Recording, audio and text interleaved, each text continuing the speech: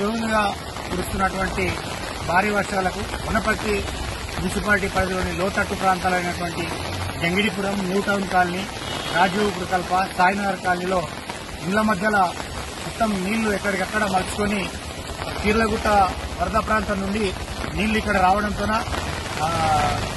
గృహస్థులకు చాలా ఇబ్బందులు ఎదుర్కొంటున్నారు. వరద నీటి కాలువలు లేకపోవడమే దీనికి ప్రధానమైనటువంటి కారణం.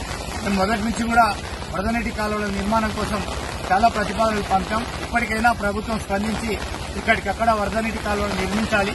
తద్వారా ఇళ్లలోకి నీళ్లు రాకుండా చూడాల్సిన బాధ్యత ఈ ప్రభుత్వం పైన ఉందని సందర్భంగా తెలియజేస్తూ, ఈ సందర్భంగా వనపర్తి మున్సిపాలిటీ ప్రజలకు ఇప్పటికప్పుడు అప్రమత్తంగా ఉండాలని నేను పిలుపునిస్తూ, ఇంకా 2 రోజులు భారీ వర్షాలు ఉన్నాయని ప్రభుత్వం చెప్తా ఉంది కాబట్టి ఎప్పటికప్పుడు మరి ముఖ్యంగా రాజీవ్ కుర్గొప్పల, సాయినగర్ కాలనీలో ఉండే లోతట్టు ప్రాంతం వాళ్ళు మరికుంట చెరువు అలిగే ప్రమాదం ఉంది కాబట్టి జాగ్రత్తగా ఉండాలని పిలుపునిస్తా ఉన్నా.